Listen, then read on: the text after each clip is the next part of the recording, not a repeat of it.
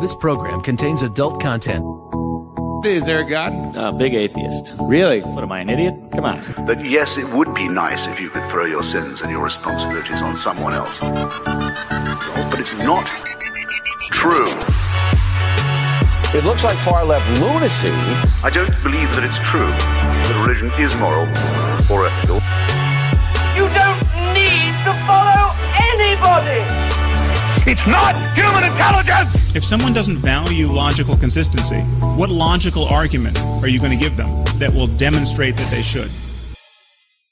Hello and welcome to the Godless Rebelution. Today is Wednesday, August 25th. This is episode 347. I am Dan Ellis, back for this episode after missing one, and I'm joined by two awesome co-hosts, Mr. Taylor Grin. Oh, thank God you're back. I don't know how to do any of this shit. And Mr. Ryan Duffy. Yeah, things will definitely be more exciting this week. No, less exciting. Far less exciting. Did you guys have problems last week? So many problems. I have no idea what I'm doing. We did the Afghan thing, and then we tried to find happy news, and we spent like 2 hours being like, there's nothing fucking good to talk about. Literally nothing good happens in our universe. Oh, the no. fucking Cubs shouldn't have won the World Series. We are in the bad universe. Oh, no, I'm sorry. Yeah, I'm sorry. I apologize to everybody that I was not available for the episode. It's just not one of those things that you can anticipate your home getting water in it because of torrential climate change caused rains at your house. Like, I've never seen it rain that hard, I think, ever in Utah, and certainly never here. And I don't think, like, since I've lived in Utah that I've seen it rain that hard. Maybe one or two storms could compare a little bit, but that would be just in initial volume of rain, not total volume. Like, we got so fucking much rain here, it was ridiculous. It ran like Senator it was the Inhofe Midwest. threw a snowball. I think we got, God, it was like almost 5 inches of rain probably over 2 days. Like, a fucking shit ton of rain came down on top of my house. Yeah, but you're a dude making that measurement, so it was probably more like 3. Sorry. Yeah, you gotta scale it back by at least 30%. But yeah, so we had water come into our basement from when I got the new roof and gutters and everything, which look fucking amazing, by the way. When I got them completed on the house, one of the gutters was routed. Instead of coming down and putting water onto our back patio, which is a great thing that was no longer a thing, that it was going to push it out into the yard. But where the gutter came down and the downspout was aimed onto a railroad tie that we have in the yard. And so it just kind of ran along the top of the railroad tie for a little while and then back into a flower bed that we have next to the yard or next to the house. Where two walls meet, and so this flower bed is kind of tucked into the corner where those two exterior walls meet, and the water just pooled there until it found its way into somewhere in the foundation along that corner and flooded part of the basement. And then we have an older home that was built in 1972, and we have a couple skylights, and they are, I don't think, probably original to the home, but were put on not long after it was built. And when they were originally installed, they were fine, but somewhere along the line, one of the previous owners of this home put a stucco exterior on some of the surfaces. And one of the surfaces they chose to do that on are the boxes atop or upon which these skylights sit. And so which is a why? Yeah, it seems a little weird. Like, maybe I'm guessing it's because they probably initially had like siding on them or something. And so in order to make it match the rest of the new exterior of the house, it was either going to have to be brick or stucco. And so they went with the stucco since that's what they were doing. But when they did that, it added, between an 1.5 and 2.5 inches of exterior surface to the box that those skylights were sitting on. Mm-hmm. So they no longer capped that box in, they mostly lined up with the new exterior below the skylights, but in sections of it, the wall that comes up to meet where the skylight is attached was sticking out. So the water had to run over the edge of that stucco, and just over the years and, all of the wind and rain and hail and everything else eventually just kind of wore away one corner of that stucco. And then just with the amount of rain that we had, it worked its way into there and got water from that skylight and then ran along the ceiling until it met a wall in our bathroom, started to pool there, and then came down. So, holy shit. Yeah, so we had the upstairs bathroom with water in it and the basement. And yeah, I've just been dealing with that. And of course, that all happened, like, we had a torrential downpour Tuesday after I got home from golf, or while I was out golfing. And then Wednesday, it just, like, the sky opened and poured out buckets. Yeah. And so I was just dealing with that all of Tuesday. Well, not all of Tuesday, but Tuesday night, all of Wednesday. And I was in training on Tuesday, Wednesday, and Thursday. So I'm like, I've got my headphones on, carrying around my tablet, trying to follow the training while I've got like the roofers showing up, the insurance company calling me, doing all of that kind of shit. I couldn't do any prep for the show. And then, Wednesday, that was all still going on. And I was just, I was not available to record with you guys. So I'm sorry, but it's just one of those things, man. Well, you got to take care of your shit. Yeah, and that's still an ongoing thing. Like, the basement is dry now, but I have to get somebody out here to inspect the foundation, possibly repair and seal it. We'll probably have to replace some carpeting in the basement. I've bought some, the carpeting may be okay, but I've got to pull the carpet up, remove the carpet pad and replace it. I've bought a half roll of that's sitting in the garage.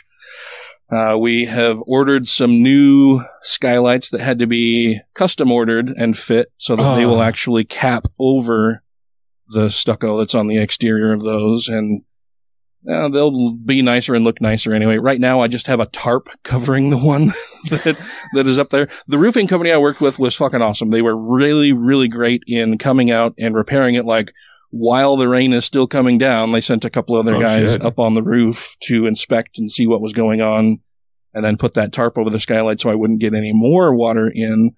But I want to stress it was nothing to do with the work they did. It was just that's good. A strange coincidence of events that I had the roof done and then we got this thing. And so in my mind, I automatically tied those, but no, it was clearly like they took a bunch of pictures surrounding that and brought them down and showed them to me. And you can see in that corner where it's just all rotted out and was soaking wet.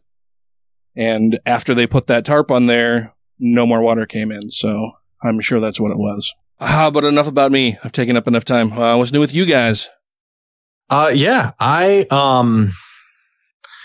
don't know, man, just getting into the groove with this new job I've got, which is quite a bit of fun. I just spent like the last week training on like one of the tools that we're going to be using. And it's like, I can't complain. Like, nothing all that interesting has happened to me. I had a vacuum cleaner crap out today, like while I was halfway through doing like a deep clean on the area around our cat litter boxes.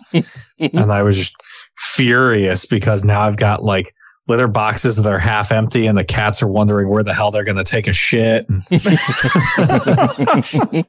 I had like done like a full like take down, take apart, like, you know, running water through like the hose bullshit on our old Hoover like a month ago, like right after we got the kitten. And it was just stuffed with hair and gunk and shit all over again. So like, first world problems. That's what's up with me, Dan. Just first world problems. Oh, well, they suck anyway. I'm sorry, man. That sucks. What about you? Yeah, no, I wish it had. Like, that was the problem. And what about you, Mr. Duffy? Well, Sarah's parents came and visited last week, so that was fun. Oh, nice. And we went out to eat for like the first time during the entire pandemic. I think I've only been out to eat once in the last year. Mm-hmm. And I puked. You puked while you were eating? No, after. So we went out to eat, and later, like early morning, I was woke up and I vomited. So got a little food poisoning, did you? I don't think it was food. I think it was from the beer. I think their beer taps were a little dirty.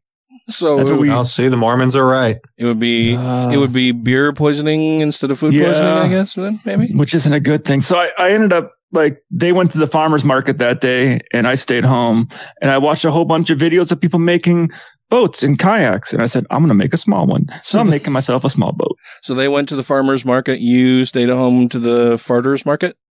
Yes, I was farting like crazy. That was the other odd thing. Like I got sick and was throwing up. Like emptied my bowels, and then I couldn't stop farting the next day. I kept thinking I had a shit, and I'd go to the bathroom and just air. Oh, all sound and no fury. Yeah, signifying nothing. All bark, no bite. Like, oh, stomach's rumbling. Gotta go to the bathroom and just. Well, maybe you ate something you're allergic to. I'm not allergic to chicken wings. Or maybe there was just weird bacteria or something in that. Yeah, I think it was some sort of bacteria. That's what I was thinking, because the only thing that was different that I had that no one else had was the kind of beer that I had.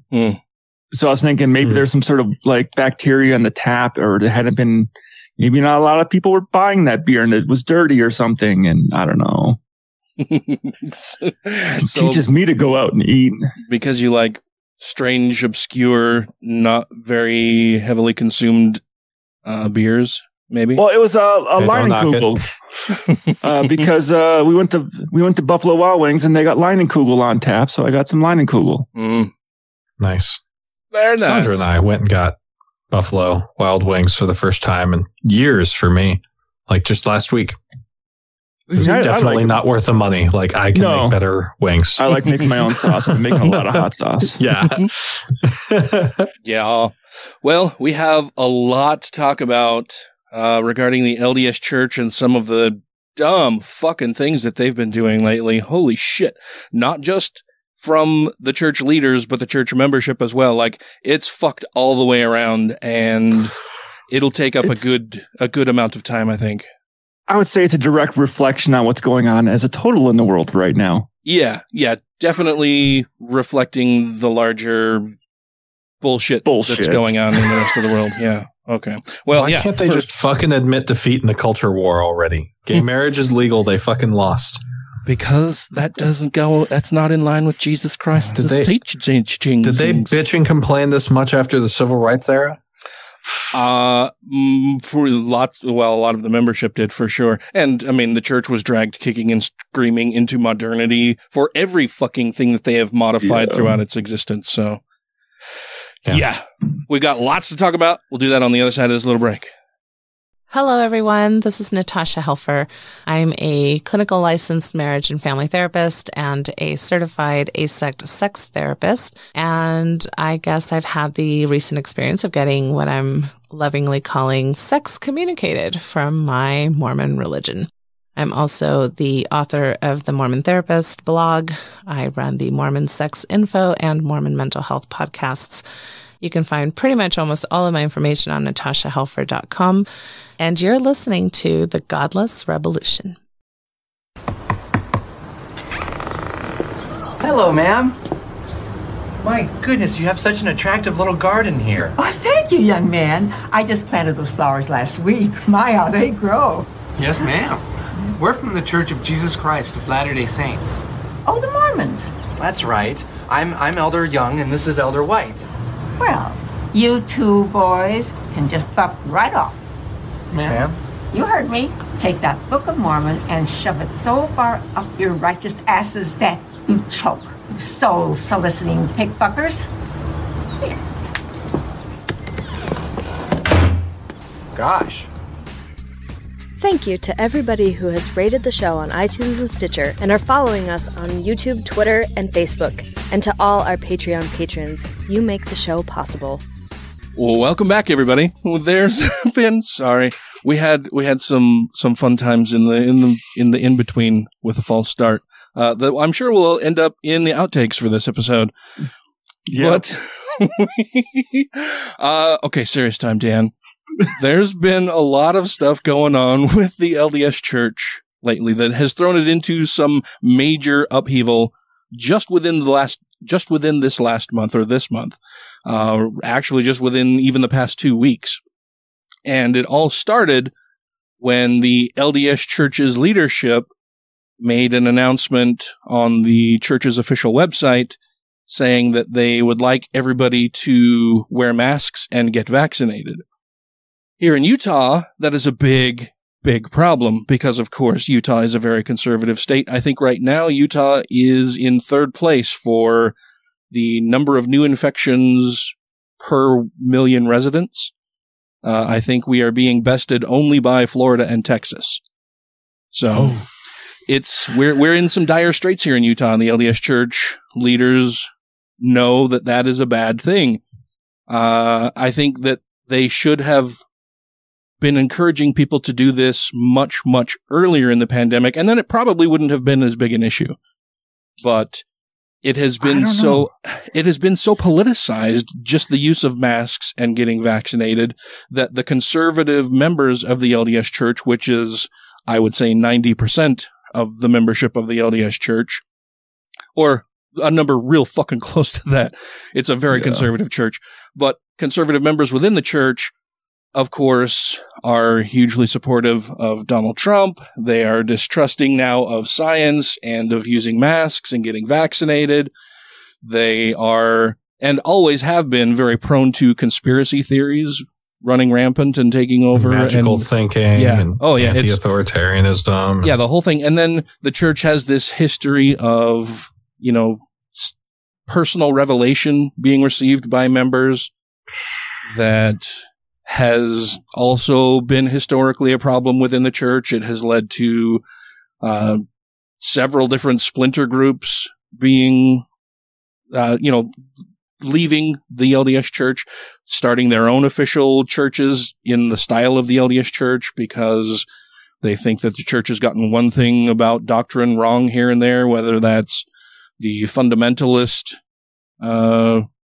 churches that have sprung up from the LDS faith, where they practice polygamy, or they don't allow blacks to hold the priesthood. Historically, when the church makes an announcement that people aren't very fond of, rather than actually believing that their church leaders are apostles and revelators and receive wisdom directly from God himself, they say, "Nuh-uh, that's not right anymore because it disagrees with what I believe right now." God didn't tell me that. It's one of those things where you can test the strength of a person's faith in their religion and whether they actually have faith in the religion itself or in some of the more, problematic or unique teachings of the church, that if then those are challenged or changed, people lose faith in the church overall, right? We saw a mass exodus of LDS church members when the doctrine was changed so that in 1978 blacks could hold the priesthood. That is wild to me that for the first 4 years of my life, I was born in 1974. For those of you who aren't great at math or memory, 4 years into my life, blacks could not hold the priesthood in the LDS Church, and that was changed. There still aren't a ton of black members in the church, and a lot of the members who are black in the church aren't aware that this was a prior thing in the church because the church doesn't lead off with that as one of their points in trying to get people of color to join the church. But don't forget, a prior president of the LDS Church said they can go to heaven as servants. Yeah. Mm-hmm. Yeah. So basically, you'll be a slave. Yeah. Yeah. Before they could hold the priesthood, it was, well, they can still, we're not saying they're going to go to hell or to outer darkness. The LDS Church doesn't actually teach in the destructionist or eternal torture in hell. They believe more in a complete and total separation from God, known as outer darkness. God damn. Mormon heaven is so boring. Holy shit. There are so many twists and turns that it's like whenever you want to tell somebody something about what the LDS Church is currently going through, you have to backfill so much bullshit. Yeah. That it's almost not worth talking about some of the things just because you have to point out and refine and explain a lot of these other points of church history and doctrine that people may not know about. And so it's almost like you're introducing a new language to them in a lot of the cases. Right. Well, and like, I don't know, man. Christian heaven is just so unimaginative with like fucking praising God and spending forever with your family. Like if heaven isn't some sort of like cyberpunk futurescape with like virtual reality hookers and like drugs that are incomprehensible to us, like then God isn't doing enough. Like you need to beat science fiction writers in inventing your heaven. Oh yeah. No hangovers in heaven. Right. Yeah. And that reminds me, we should do a couple episodes on heaven and hell again, just because I like to talk about them. They're fun, and it's been a while since we've really done like a deep dive into them. But yeah, we should do that another time. Okay. But that'll be fun. So the LDS Church comes out with this announcement on the church's official website. And it says, in part, "We find ourselves fighting a war against the ravages of COVID-19 and its variants, an unrelenting pandemic." This is from President Russell M. Nelson and his counselors, President Dallin H. Oakes, President Henry B. Eyring, in a message on August 12th. "We want to do all we can to limit the spread of these viruses. We know that protection from the diseases they cause can only be achieved by immunizing a very high percentage of the population. To limit exposure to these viruses, we urge the use of face masks in public meetings whenever social distancing is not possible. To provide personal protection from such severe infections, we urge individuals to be vaccinated. Available vaccines have proven to be both safe and effective." The First Presidency also expressed sincere love and great concern for all of God's children in the message sent, as confirmed cases across the globe exceeded 204 million. And so that kicked off a firestorm of people within the church who, as I mentioned, are hugely conspiratorial, are hugely conservative, are hugely supportive of Donald Trump, and are against masks, are against forced vaccinations, or vaccinations of any kind for a lot of them.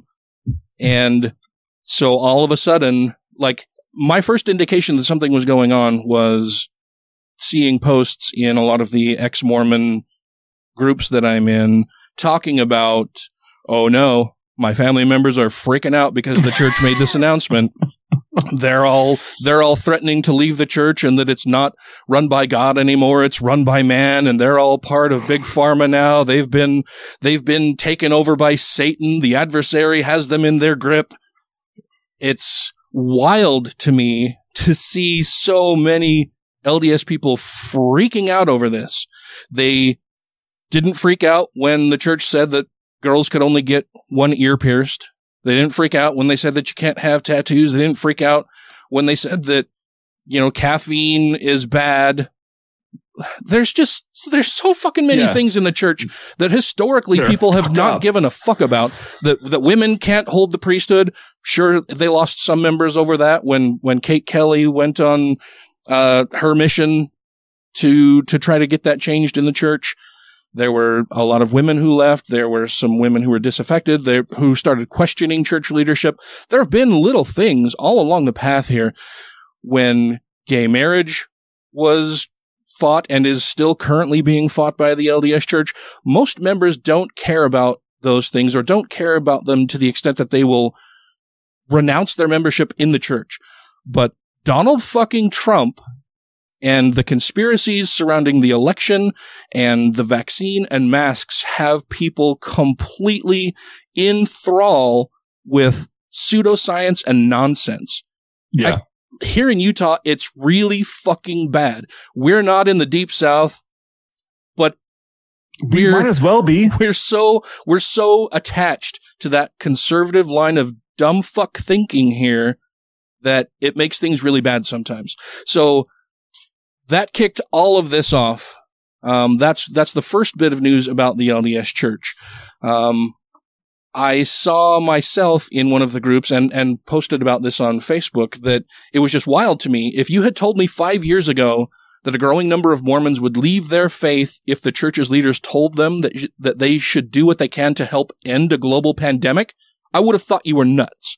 I'd have said you were crazy. You're a liar. There's no way that would ever happen. Mormons, by and large, are very compassionate, caring people. They just believe in some kooky fucking things, right? But my experience with Mormons, I'm a former Mormon. Most of my family is LDS. They are very kind, very compassionate, except for a few different things, right? They're weird about same-sex marriage. They're weird about gays and lesbians and transgender people, non-binary people. The whole anything different than them. Yeah, the whole quilt bag community, they are very, very much afraid of and standoffish about. They led the whole crusade against to get Prop 8 passed. They still won't condone or support same-sex marriage of any kind at all. And it's caused real harm. The suicide rate among LGBTQ teens here in the state of Utah is astronomical. It's much higher than in other states. The homeless rate for LGBTQ youth here in Utah is much higher in other states because their LDS family members will shun them, will kick them out of the house, will disown them. I was disowned by my own father and grandmother for standing up for my 2 children who are members of the LGBTQ community. It's really fucking bad here for a lot of reasons that we'll get into when we come back in the C block. This is New Name Noah, and you're listening to the Godless Rebelution. Maybe I shouldn't be telling you this, but there is a state where the marriage laws are a little looser. Utah. Utah? Home of America's most powerful weirdos? Our lives could be so wonderful there. In Provo, Utah? Why would I go to Utah? I love booze, caffeine, and monogamy. Then that must be it. So, how many brides will you be marrying today, Mr. Simpson? Just one. What, are you gay? If you have questions, comments, concerns, compliments, corrections, criticisms, or concepts for content, contact the show via email at godlessrebelution@gmail.com, by text or voicemail at 330-81-REBEL, or Twitter the twatter at TGR Podcast. Thank you! Okay, welcome back. So the middle segment was shorter than it usually is because this last segment is going to be jam-packed with a bunch of shit. Literally. Not literally, because that would mean that you've got poop coming in your ears right now, and that would be really bad. Figuratively speaking, very much. There will be a lot of shit from the LDS Church, and then we're going to volley and return that shit fire with our own, because it's just really, really bad. In tying with the previous segment a little bit, I had mentioned that I had seen people who have said that they are leaving the church because the church encouraged them to wear masks and get a vaccination. And I thought that was wild. One of the comments that I saw, and I got a screen grab of, says, This is crazy. This is from a now former member of the LDS Church, but they said, many members I know are getting the vaccination and I've left the organization. The final straw was the church's involvement and pushing the vaccination last year. And I wanted to make sure that I was crystal clear about this person's intent behind this comment and what they were actually saying. And so I said, just to make sure I understand, are you saying that you left the church because the leaders were encouraging people to get vaccinated? And the reply I received was, that was the final straw for me that let me know their involvement with the big pharma agenda. Yes. So everything else that is wrong about the LDS Church, its subjugation of women, its subjugation of the LGBTQ members of our society, its denial of science in several instances, all of that was fine with this person. Encouraging them to get a vaccination and wear a mask was the final straw. They just couldn't put up with that. They can put up with the dehumanization of a large number of LGBTQ people in society, of people of color, in not holding the priesthood, but asking them to wear a mask was a bridge too fucking far for this person. And for a ton of people who are now leaving the church because of this, because they have been poisoned more by Donald Trump than they were by their church. That's and their own research. Yeah, it's just wild and bizarre to me that this is actually a thing that is going on, particularly when And I found this in the same group, and I wish I had gotten the person's name, but I didn't want to out them because it's a ex-Mormon group. I don't know if they're out to their family or anything. So this is somebody else's words that I'm going to be reading, and I cannot give proper attribution just because I want to make sure that I don't put them into any kind of difficult situation. But their post says, basically TBM, or a true believing Mormon, I respect Nelson, but I'm not going to follow his recent announcement. His words were not a commandment. I don't have to do it. This person writes further, actual temple recommend holding members are supposed to understand and obey the word of wisdom, even though the word of wisdom was given not by commandment or restraint, and that is in quotes, because that is what the church has said about those. Many pass judgment on those who don't, often pointing the wrong choices out to their children and act like they are better than others for following the word of wisdom. Interestingly enough, the church's Doctrine and Covenants 68:4 says, quote, and whatever they shall speak when moved upon by the Holy Ghost shall be scripture, shall be the will of the Lord, shall be the mind of the Lord, shall be the word of the Lord, shall be the voice of the Lord, and the power of God unto salvation. So basically, that's just saying that if church leaders say it, this is coming from God, and it stands for all time. It's God speaking. Further, D&C 138 says, what I, the Lord, have spoken, I have spoken, and I excuse not myself. And though the heavens and the earth pass away, my word shall not pass away, but shall all be fulfilled, whether by mine own voice or by the voice of my servants, it is the same. So that's saying that not only do we say we have this, Jesus Christ himself said that the leaders of the church are speaking for me. Whether you hear it from them or me, it's the same. If you hear them say it, it's the word of Jesus Christ speaking to you. So yes, TBMs have their agency to ignore God's prophet, to ignore Russell Nelson's words, yet this is coming from the mouth of God's proclaimed prophet as he's addressing the church in an official capacity, which means it is scripture, if the Doctrine and Covenants are to be believed. Ezra Taft Benson gave a talk at BYU in the 1980s entitled 14 Fundamentals in Following the Prophet. Part of that says, quote, fifth, the prophet is not required to have any particular earthly training or diplomas to speak on any subject or act on any matter at any time. The LDS Church has lay person leaders. They're not trained in anything specific. They're not theologians. They're not rich. Yeah, they're not, generally speaking, yeah. They've given a lot in tithing, and this is a part of their reward for doing so. Sometimes, and this is continuing with the quote, sometimes there are those who feel their earthly knowledge on a certain subject is superior to the heavenly knowledge which God gives to his prophet on the same subject. They feel the prophet must have the same earthly credentials or training which they have had before they will accept anything the prophet has to say that might contradict their earthly schooling. We haven't yet had a prophet who earned a doctorate degree in any subject. This is true at the time. The LDS Church only now has a prophet, seer, and revelator in the president of the church who does have a doctorate. He's a surgeon, or was a surgeon. From what, BYU? No. I don't know, but that's interesting. We might get into that topic a little bit also. BYU could be landing in some hot water. Ben Carson was a brain surgeon too, and he thought that pyramids were used as grain silos. So yeah. Continuing this quote, it says, we encourage earthly knowledge in many areas, but remember, if there is ever a conflict between earthly knowledge and the words of the prophet, you stand with the prophet, and you'll be blessed, and time will show you have done the right thing. So, yeah. So it's basically saying that church leaders don't have to be professionals in whatever matter they happen to talk about, because they're not just talking for themselves or offering an opinion. They are prophets, seers, and revelators speaking on behalf of Jesus Christ and God. They are God's mouthpieces here on earth. They receive direct communication from him according to them. That's how this works. And if unless they disagree with it. Yeah, and if you're a true believing member, you need to take that shit and eat it, because that's part of your fucking church teachings. You can't all of a sudden decide, well, I don't like this and I'm going to opt out. No, you can't do that. They're telling you that you can't fucking do that. If you're going to do that, they'll boot you the fuck out.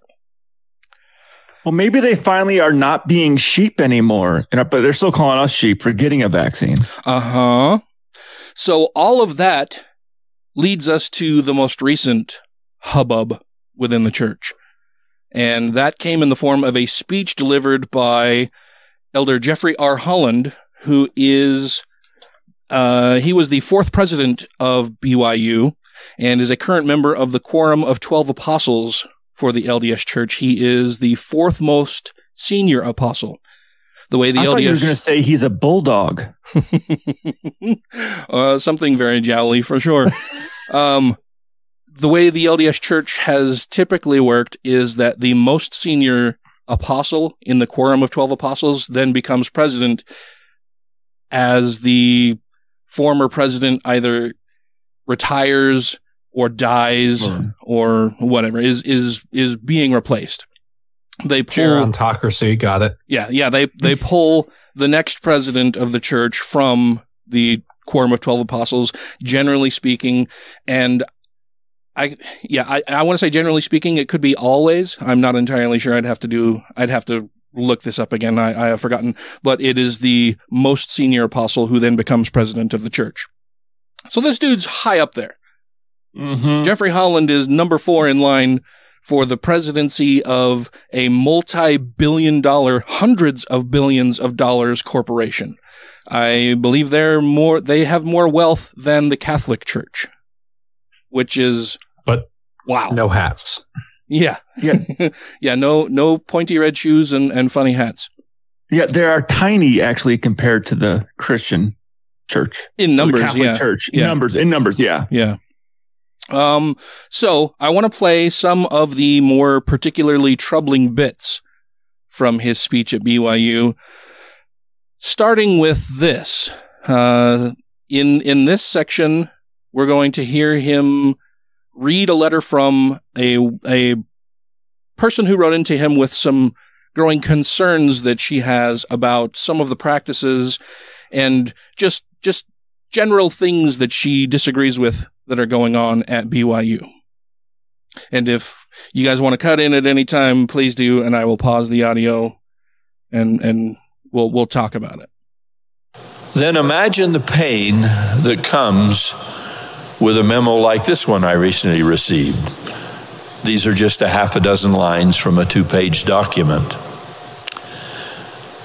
You should know, the writer says, that some people in the extended community are feeling abandoned and betrayed at BYU, or by BYU. It seems that some professors, at least the vocal ones in the media, are supporting ideas that many of us feel are contradictory to gospel principles, making it appear to be about like any other university our sons and daughters could have attended.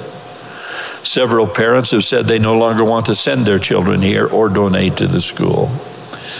Please don't think I'm opposed to people thinking differently about policies and ideas, the writer continues. I'm not. But I would hope that BYU professors would be bridging those gaps between faith and intellect and would be sending out students that are ready to do the same in loving, intelligent, articulate ways. So, yeah, trying to bridge the gap between science and religion, which is a failed loving enterprise. Ways. Yeah, basically, I'm guessing he's going to tell them to say, "You're fucking wrong, and we're right." And it's impossible to build a bridge between 2 points that are consistently moving farther and farther apart, right? Yeah, that bridge will fucking fail every goddamn time. Because they're trying to bridge a gap in knowledge and fill it with God. And whenever we find out the answer and find out that it's not God, that space gets farther and farther apart. Yeah. See, I was thinking this was going the way of LGBTQ rights. Oh, it will. Okay. There's about another minute in this clip that I want to play. Okay. Yet I fear that some faculty are not supportive of the church's doctrines and policies and choose to criticize them publicly. There are consequences to this. After having served a full-time mission and marrying her husband in the temple, a friend of mine recently left the church. In her graduation statement on a social media post, she credited such and such a BYU program and its faculty, with the radicalization of her attitudes and the destruction of her faith. Well, fortunately, we don't get too many of those letters, but this one isn't unique. So her views were, quoting him, radicalized, I'm guessing, into being more accepting of the LGBTQ community and of science in general. And so she left the church, and he views that as a big problem because they will no longer be contributing to tithing. Yeah. I mean, don't they tell them in the church to, have your own revelation, to read the word and interpret it yourself, and, Well, sure. Yeah. You're supposed to prayerfully ask for God's guidance about whether the church is true or not, and you will get a burning in the bosom that will indicate that it is. Terms and conditions may apply. Yeah. Maybe this one only valid if you still concur with our beliefs. Yeah. This person could have read it and been like, wait, I'm getting the fire in the bosom. That tells me this is bullshit. Yeah, and that happens. But as we just went through in the Doctrine and Covenants, if you receive personal revelation that contradicts what the church's leaders tell you, you're wrong, because they're the ones speaking for Jesus. You are not. You can receive personal revelation. Oftentimes it may be from Jesus Christ or the Holy Ghost, but you are not a leader of the church. You are not going to be receiving the most important revelations about the church's direction, policies, and procedures. I hate it when Jesus tells me to do the wrong thing. Uh-huh. So we move from that into this next clip where he admonishes people to stay true to church leaders and to leaders at BYU. For those who don't know, BYU is Brigham Young University. It is a private university owned and ran by the LDS Church. Yeah. So he's, in this next clip, going to tell people that they shouldn't rely on their own wits and knowledge and revelation. They need to follow the leader. I said then, and I say now, that if we're an extension of the Church of Jesus Christ of Latter-day Saints, and take a significant amount of sacred tithes. Sacred tithes. Notice it's all the hundreds of billions of dollars that the church owns in assets and cash is sacred. I thought that was membership fees. Sort of. And other human precious resources, all of which might well be expended in other worthy causes. Surely our integrity demands that our lives be absolutely consistent with and characteristic of the restored gospel of Jesus Christ. At a university, there will always be a healthy debate regarding a whole syllabus full of issues. But until we all come to the unity of the faith and have grown to the measure of the stature of the fullness of Christ, our next best achievement will be to stay in harmony with the Lord's anointed, those whom he has designated to declare church doctrine and to guide Brigham Young University as its trustees.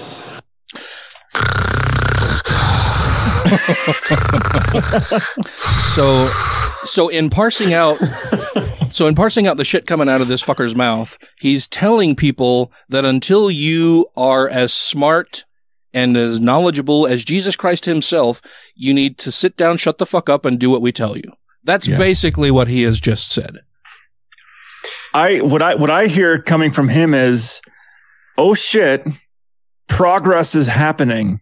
Society is progressing, and I need to stop this shit. Yeah, well, and he's, again, just hammering home the idea that, yes, you may receive personal revelation, but when that comes in conflict with church leaders or leaders here at BYU, you need to sit down, shut the fuck up, and listen to what the leaders are telling you, because they're the ones who are Christ's emissaries. They're the ones who are his prophets, seers, and revelators. You are not. Mm-hmm. Which is historically a huge problem from the church. This next clip that we're going to listen to is probably the most dangerous thing that he says throughout this little speech that he's given here at BYU. because he makes reference to the use of muskets in order to defend the church. Oh, in particular, in defending it from the worldly views and sin of same-sex marriage and acceptance of the LGBTQ community. Gosh, that sure would be inappropriate if there was something like, say, a lesbian couple who was murdered while camping in Utah this last weekend or something like that. Yeah. Which the FBI is now coming in to investigate, which makes me think there's more to this story than has been released. Yeah. And this is about, I want to say this is about one minute that we'll listen to here. He quoted our colleague, Elder Neil A. Maxwell, who had said, and I quote, "In a way, Latter-day Saint scholars at BYU and elsewhere are a little bit like the builders of the temple in Nauvoo, who worked with a trowel in one hand and a musket in the other. Today, scholars building the temple of learning must also pause on occasion to defend the kingdom. I personally think," Elder Maxwell went on to say, "this is one of the reasons the Lord established and maintains this university. The dual role of builder and defender is unique and ongoing. I'm grateful we have scholars today who can handle, as it were, both trowel and musket." Then Elder Oaks said challengingly, "I'd like to hear a little more musket fire from the Temple of Learning." Oof. He said this in a way that could have applied to a host of topics in various departments, but the one he specifically mentioned was the doctrine of the family and defending marriage as the union of a man and a woman. We don't want them goddamn queers all up in our church. Yeah, that pretty much sounds like he's giving people license to execute homosexuals. Yeah, we don't want them goddamn queers here all up in our church, and if you need to defend it, you need to defend it sometimes using a musket. You're not just building, sometimes you got to destroy those motherfuckers. Well, I even see that as not only saying, hey, you can take violence against homosexuals, but anyone who defends them or is trying to work to help progress them in society or in this state, even take them out as well. Well, and let's pretend like let's try to be as charitable as possible with the comments he has just made here and say that his use of this type of language where he talks about using, having a trowel in one hand and a musket in the other to build up and defend the church. He has to fucking know, like he can't be that fucking ignorant. And if he is this ignorant, it points to a definite fucking fact that he is not an emissary, a prophet, seer, and revelator of Jesus Christ who would let him know that using this type of language is a really fucking bad idea. It's dangerous.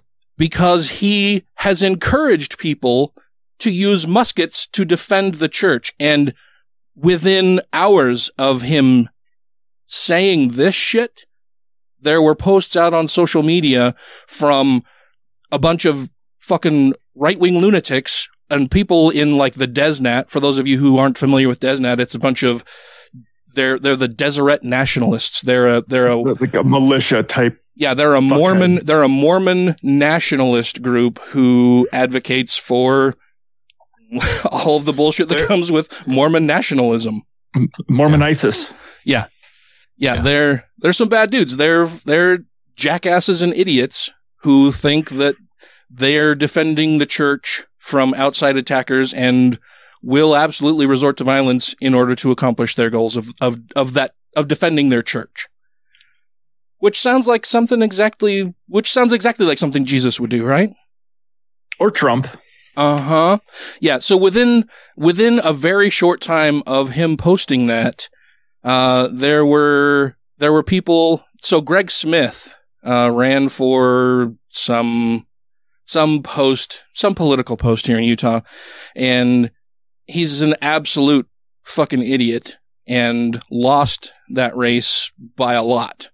But in the intervening time, he had posted out on Facebook, he retweeted something from Natalie Klein, who is a member of the Salt Lake School Board here.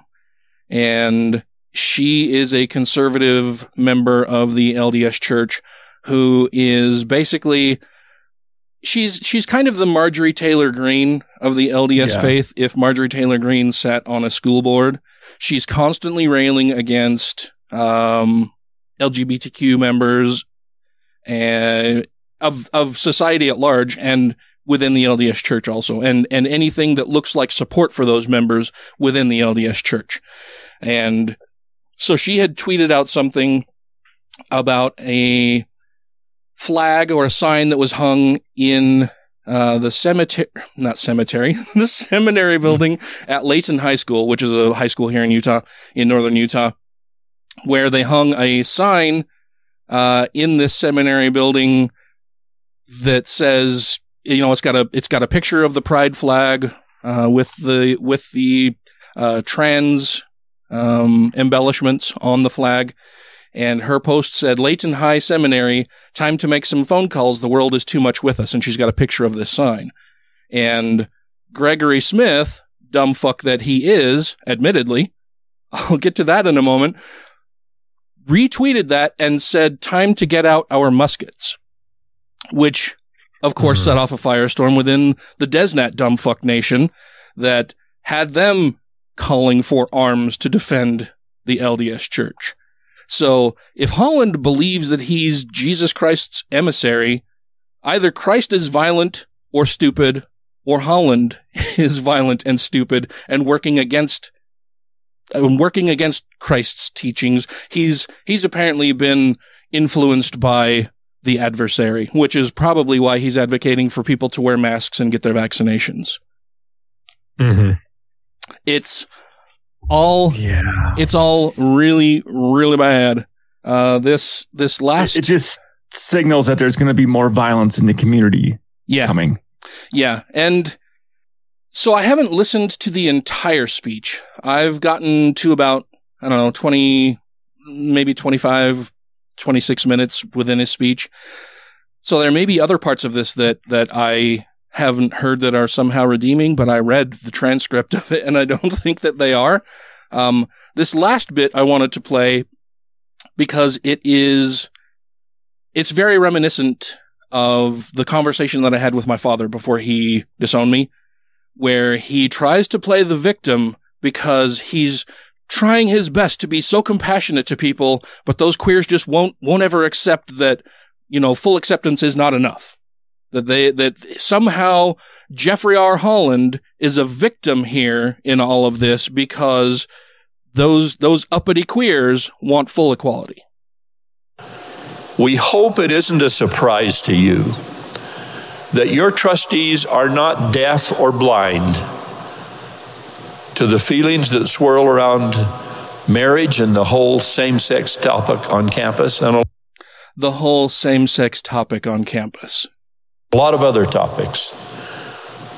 I and many of my brethren have spent more time and shed more tears on this subject than we could ever adequately convey to you this morning or any morning. We have spent hours discussing what the doctrine of the church can and cannot provide the individuals and families struggling over this difficult issue. So it's with a little scar tissue of our own that we are trying to avoid, and hope all will try to avoid, language and symbols and situations that are more divisive than unifying at the time we want to show love for all of God's children. See, he's spent hours, whereas people who, have lived in the Mormon church for their entire lives in the closet, or who are disowned by their parents, or who commit, or who die of suicide, they spend their entire lives dealing with this issue. Yeah. He spend hours. They spend their whole fucking life. Oh, but Taylor, it is more hours than he could ever adequately convey this morning or any other morning. I mean, and he used the term hours, not days, not months, not years. Right. So right. He can go fuck himself. Yeah. Yeah. Yeah, there's some more of this I wanted you guys to hear. Sorry about that. If a student commandeers a graduation podium intended to represent everyone in getting diplomas that day, in order to announce his personal sexual orientation, what might another speaker feel free to announce the next year until eventually anything goes? What might commencement come to mean or not mean if we push individual license over institutional dignity for very long? So that right there. Yeah, go ahead. Institutional dignity, which is tacitly saying that it is undignified for somebody to come out as part of their commencement speech. And that commencement speech was not coming out. Yeah, it was approved of, right? There was a whole script reading process that went into that valedictorian giving his speech. Yeah, so for those who don't know, the speech that he's referring to in this instance was delivered in 2019. In 2019 by valedictorian that year, Matt Easton, who announced that he was gay during his commencement speech. And this wasn't something that he just did off the cuff. As Taylor said, he had this speech approved by the powers that be at BYU, and they said, yes, that's fine. One other point. So you guys mentioned, the bit about it being weird, or what was the word he used? Undignified. Undignified. He indicated that it would be undignified because it doesn't live up to the dignity of the institution. Yeah, to announce a person's sexual orientation. But how many people have given a valedictorian speech there at BYU who make mention of their supportive wife or their supportive girlfriend or husband, right? So in each of those prior instances, they make a clear indication of their sexual orientation, and he has no fucking problem with that at all. He wants to make sure that even if you are living up to the church's expectation that if you have same-sex attraction challenge, that you will not announce that to anybody. He wants you to shut the fuck up, not let anybody even know that you are gay, even if you are still living within the church's edicts that you cannot act on those challenges. You don't even get to speak about it. Yeah, and from what I've seen of commencement speeches, it's usually about the trials and tribulations, your accomplishments, your happy moments of going through your 4 years of college or even high school. So it very much is you up on a stage telling a personal story about your experiences going through and you all coming together at the end for a graduation. So I mean, let's be real. Personal experiences is not out of the ordinary. Yeah. Yeah. The valedictorian speech is a way for that person to stand up on this podium and to a degree brag about the fact that they got there because they're the top performer of their class. Yeah. Yeah. And he's telling them that if you're a member of the LGBTQ community, you cannot discuss that at all. Yeah. Because where will that lead us? If we start announcing that you may be gay, oh gosh, what next? What could possibly be worse than this? I killed my teacher in the second semester. It's just... And I still graduated. It's so fucking despicable. And the fact that, you know, in reading through the transcript and some of his prior words, you know, and in the interstitial pieces between what we've listened to here, he, you know, tries to stress that he has great love and compassion for those who face this particular challenge. But it's not a challenge of same-sex attraction, but gosh darn it, they've spent hours crying about this and weeping about how they can show kindness to those members of the church while still not condoning or advocating for them. Fuck you, Holland. You fucking piece of shit. Society's getting more progressive and more accepting of LGBTQ communities, and how do we keep our stranglehold on that? Yeah. And he goes on in other sections of this to talk about how, you know, if if cruelty toward the LGBTQ community results in BYU losing their endorsements for various affiliations, whether that's through their law school losing its accreditation, through their medical school losing its accreditation, through their sports teams no longer being allowed to participate in NAA, or NCAA things, like any affiliations that they may lose because of the church's stance, he's fine with. And I would love for organizations now to say, okay, yeah, cool. Well, we thought that you might be upset by this, but clearly it's much more important for you to continue dehumanizing members of society than it is to be part of society. So you can fuck off. We will no longer allow your school to have any kind of accreditation amongst the wider community because you don't want to be part of the wider community. You want to shun it. We're going to help you do that. We want to make sure that we respect your choices, Mr. Holland. So fuck off. Yeah. Mm-hmm. Yeah. We'll do what we can to help you. So don't let the door hit you in the ass on the way out. Yeah. So I really hope that happens. so this whole thing has had me in a state for the past couple of weeks, just seeing the cruelty that still manifests itself in the church, and they try to couch it in this language of love that is so fucking disingenuous. It's sickening. It's the last thing they have to fight. Yeah. Love. Civil rights. They can't fight civil rights anymore. Yeah. Love is not a difficult thing. You just have to do it. You just have to love. That's it. That's it. That's all it fucking is. You don't have to say, I'll love you if you do this or if you, no, you either love somebody or don't. You accept them or you don't. And clearly he does not. And he thinks that he's acting in compassion for those people because of Christ's teachings, which is again just another indicator of how poisonous religion is. And I'll say this for them. Acceptance doesn't have to mean agreement. You can accept a person for the way they are, but you might have disagreements. Well, and he would argue that they do accept them. They do love and accept them. But they don't. They just won't. They just won't condone any of the inclinations they may have, and certainly won't condone or advocate for allowing them to be whole persons and spend a life with the person that they are attracted to. Yeah, their money says they don't accept them. Yeah. Mm-hmm.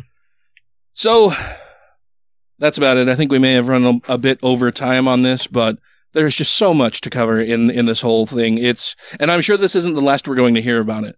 There's going to be more that comes out of this, whether it's violence, whether it's somebody has taken their life because of this and has left a note addressing this specifically. Which would be the first time. Yeah, whether it's violence against members of the community, it's sickening. And for him to have this platform, and well, we're kind of putting that out there a little bit more, maybe. I don't know. I think it's important to expose this kind of dangerous talk and thinking for what it is, and letting people know that it is dangerous and needs to stop, because there are definite real world harms that will come of this. Well, I don't think our listeners will agree with Holland. Not very many of them, I'm sure. No. Yeah. Though, man, I see so many of my friends getting sucked into the right-wing fringe IDW bullshit fucking nonsense all the goddamn time. Maybe we'll talk about that in another episode, because that's been a continuing frustration of mine too. Like seeing good friends of mine just lose their minds and humanity in support of really terrible toxic thinking. And yeah, I've been hugely disappointed by a couple people really recently that I think should know better, but their religious upbringing and their conservative upbringing in particular has led them down the path of they may leave the LDS church, but they haven't left a lot of their conservative thinking behind. They understand that the church is toxic, that it isn't true, but they haven't taken the time to reflect back on what led them to have these conservative thoughts in the first place, and they continue with that conservative line of thinking. If we had more time, I wanted to talk to you, Taylor, about how you were able to overcome that. Maybe we can do that next week. Oh man, that's a whole ass story right there. That's a long story. Yeah. Yeah, it is. But yeah, sure, I'd be happy to tell it sometime. Okay. Well, let's do that. Let's plan on doing that in an upcoming episode then, because that would be great to know. You know, what led you to re-examine not just your religious beliefs, but the entire foundation of your worldview. Yeah. Okay. Well, we've run out of time for this episode.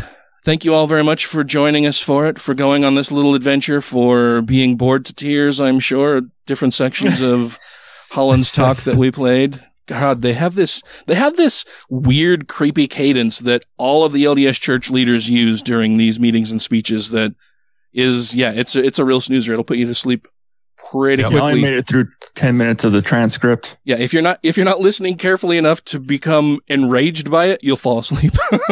Yeah. No, I'm gonna have to go score a bump of coke the next time I want to try and listen to one of those speeches. Because before we go, though, I want to make sure that we thank our Patreon subscribers because they keep the show going.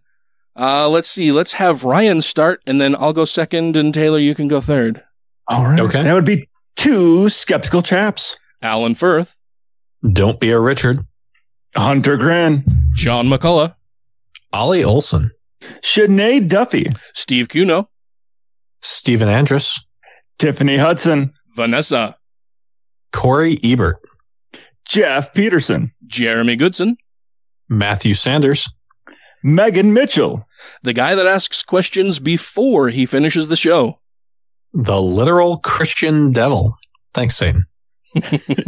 Utah Outcasts. Wesley Aaron. Freethinker 215. Janet Uter. Purple Dragon. Sarah Segovia. Savita Kuna. Theodore Sellon. Tim Jacobson. Trisha Weir. A noble spirit embiggens the smallest man. A perfectly cromulent statement. You fucked it up. And James.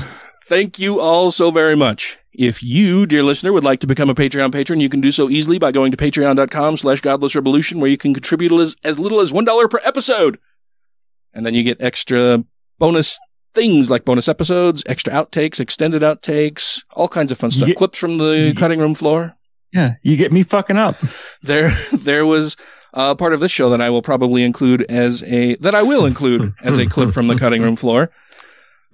And we'll probably also have some extended outtakes for this one as well. So that'll be fun. Thank you all so very much for listening. I'm going to go have some dinner. Dano out. Oh, yeah. Bye, bitches.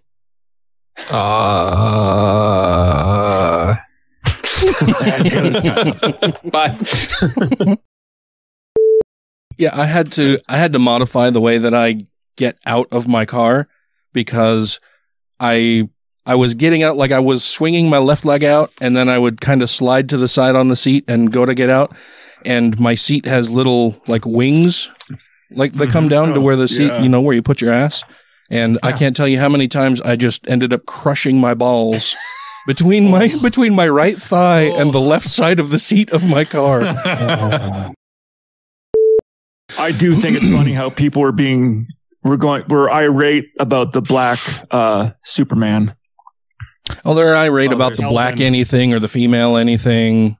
Yeah. Right. That's not a white man doing a white man thing. Fucking, that's not right. It's mything. His mything in action book is mything.